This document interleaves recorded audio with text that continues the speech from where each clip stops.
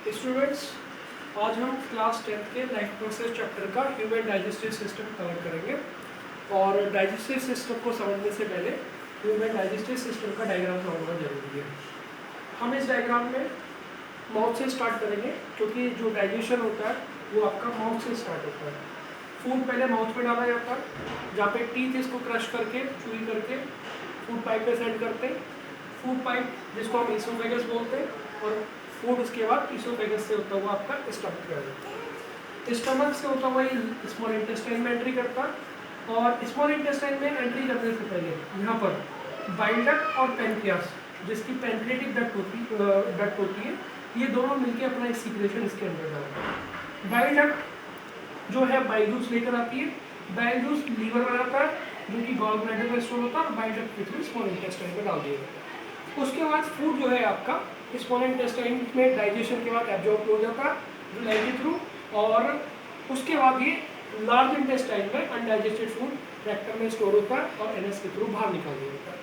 तो ये तो था हमारा डायग्राम, लेकिन ये प्रोसेस इतना सिंपल नहीं है जितना हमने इस डायग्राम में देखा।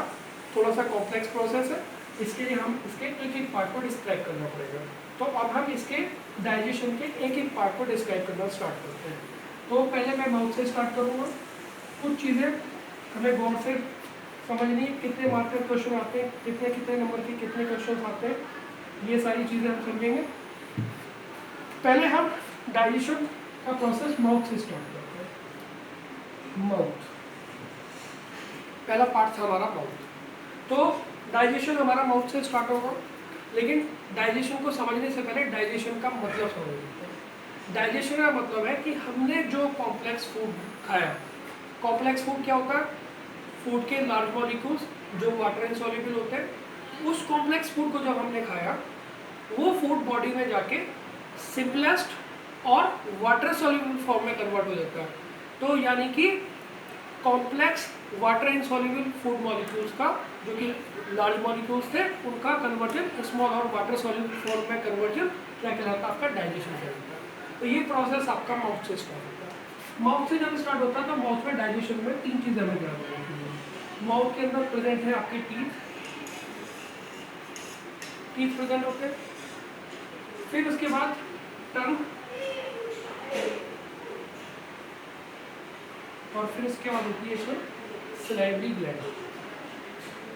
ये तीन चीज़ें इसमें हमारी मिलेगी। सलाइवरी ग्लैंड, टीथ का जो फंक्शन है वो है फूड को क्या करेगा? ये क्रश करेगा। फूड को क्या करेगा? ये क्रश चूई करेगा। क्रशिंग और चूइंग किसका काम है? आपका टीथ का काम है। टंग का काम है फूड को मिक्स करेगा। Mixing of food, mixing of food किसके साथ मिक्स करेगा? With saliva. ठीक है, सलाइवा में, और फूड को स्वेलो करने में हेल्प करेगा। स्वेलो करने में हेल्प करेगा। तीसरा पार्ट जो है माउथ में, वो है आपका सलाइवरी ग्लैंड। सलाइवरी ग्लैंड क्या चीज़ है? सलाइवरी ग्लैंड एक ग्लैंड है जो आपको सलाइवा सीक्रेट करेगी। सलाइवा सीक्रेट करेगी आपको। सलाइवा क्या है? सलाइवा एक वाटर लिक्विड है। क्या है ये? वाटर लिक्विड है। सलाइवा के दो फंक्शन है। इस वाटर लिक्विड के दो फंक्शन है। पहला, ये फूड को वेट करेगी। फूड को वेट करेगी। फूड को वेट करने की एडवांटेज ये होगी कि फूड इजीली स्वेलो हो जाएगा। Food easy swallowing, wet food easily swallow हो जाएगा। और दूसरा जो फंक्शन है सलाइवा का, इसके अंदर एक एंजाइम प्रेजेंट होता है। उस एंजाइम का नाम है आपका सलाइवरी एमाइलेज। सलाइवरी एमाइलेज, इसके साथ सलाइवरी वर्ड लगाना जरूरी है, क्योंकि एक एमाइलेज एंजाइम आपका पेनक्रियास में भी मिलेगा, उसको पेनक्रिएटिक एमाइलेज बोलते हैं। तो सलाइवरी एमाइलेज, क्योंकि सलाइवा से निकला हुआ है एंजाइम, सलाइवरी एमाइलेज। एक इसका दूसरा नाम भी है जो कि आपको बुक्स में नहीं दे रखा होगा, ये है आपका टाइलिन।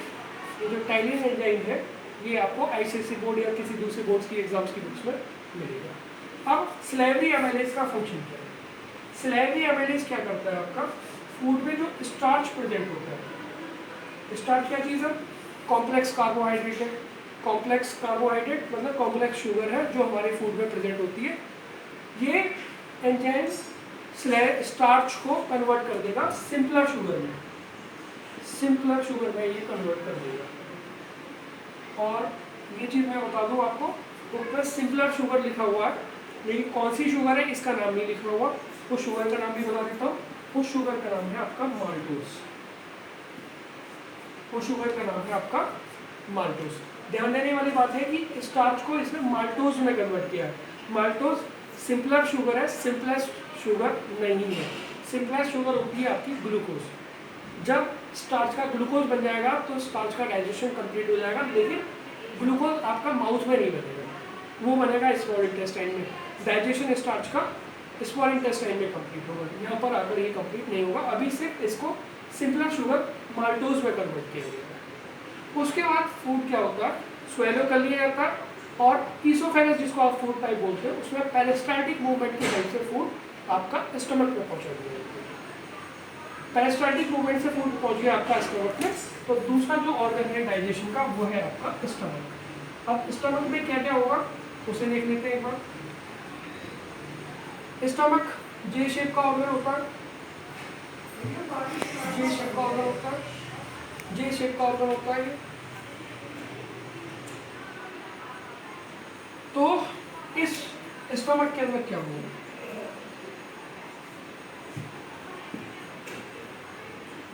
फूड आ गया आपका स्टमक। स्टमक में तीन चीजें अवेलेबल है, HCl हाइड्रोक्लोरिक एसिड, और दूसरा है आपका म्यूकस, और तीसरा है आपका एंजाइम। इस एंजाइम का नाम है पेप्सिन। हाइड्रोक्लोरिक एसिड स्टमक के अंदर सीक्रेट होता है। इस एसिड के दो फंक्शन है। पहला है किल बैक्टीरिया। अगर फूड के साथ बाई चांस कोई बैक्टीरिया आ गया तो ये उस बैक्टीरिया को किल कर देगा। दूसरा फंक्शन है make medium acidic. Make medium acidic. Acidic क्यों बना रहा, क्योंकि स्टमक के अंदर जो एंजाइम प्रेजेंट है ये एसिडिक मीडियम में ही फंक्शन करता है।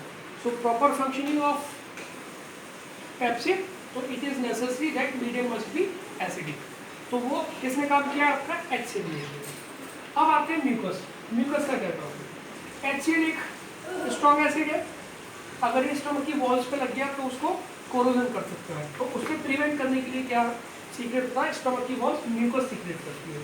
तो ये क्या करती है, prevent walls of stomach, prevent walls of stomach from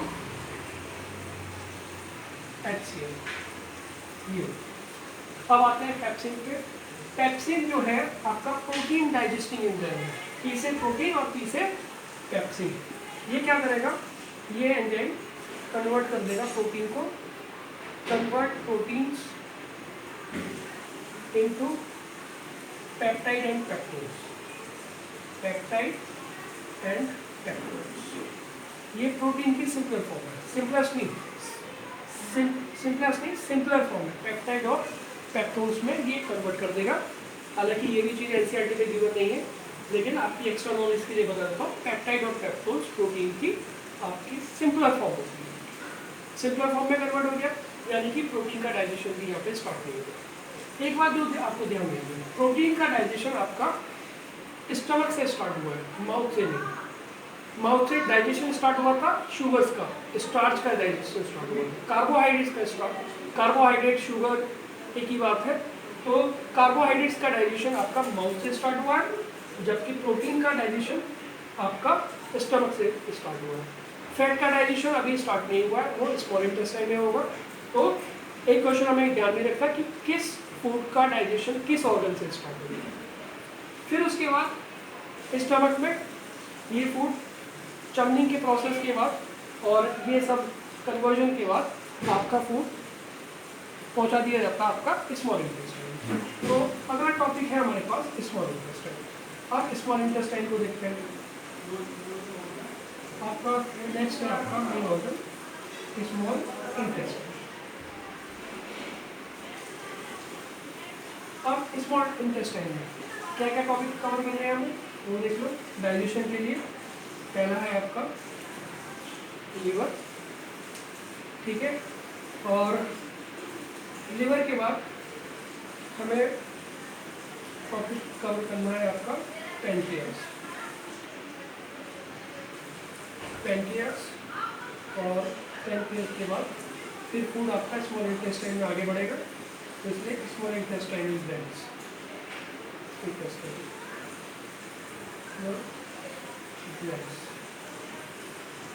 आपका क्या होगा। और फिर एक टॉपिक कवर करेंगे हम विलन। तो स्टार्ट करते हैं लीवर से। लीवर से स्टार्ट करते हैं। तो लीवर से स्टार्ट किया जाता है आपका टॉपिक लीवर। बॉडी की लार्जेस्ट ग्लैंड लीवर होती है। एक ग्रीनिश येलोश लिक्विड सीक्रेट करती है जिसको बोलते हैं हम बाइल, और बाइल गॉल ब्लैडर में आके स्टोर होती है, जहाँ से फिर बाइल डक्ट के थ्रू ये पेनिट्रेटिंग डक्ट में आके मिलता है। बाइल सीक्रेट होगा, सीक्रेट्स बाइल या बाइल जूस। बाइल जूस के आपके दो फंक्शन हैं। बाइल जूस के दो फंक्शन हैं। पहला function make medium alkaline, make medium alkaline, medium को एल्कलाइन बनाता है। क्यों बनाता?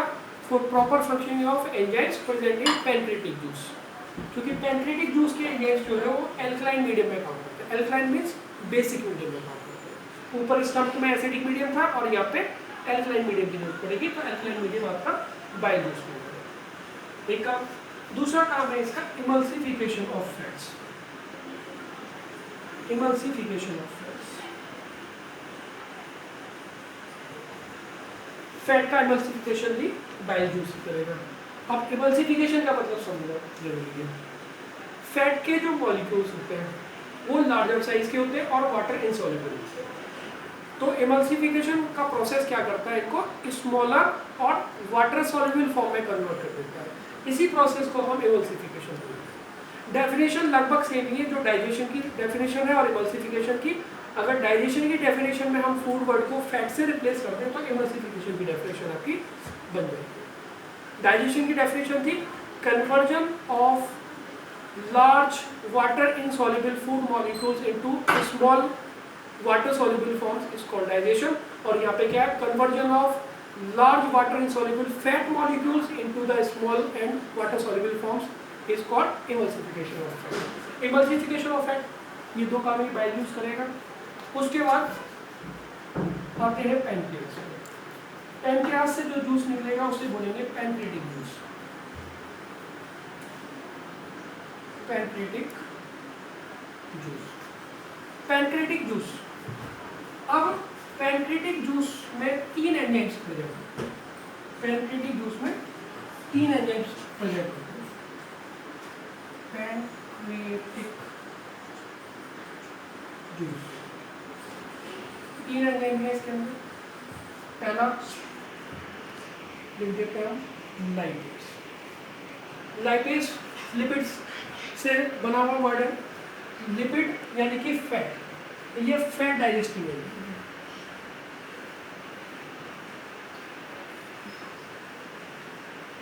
एंजाइम यानी कि फैट को सिंपलर फॉर्म में कन्वर्ट। दूसरा जो एंजाइम है वो है आपके पास ट्रिप्सिन।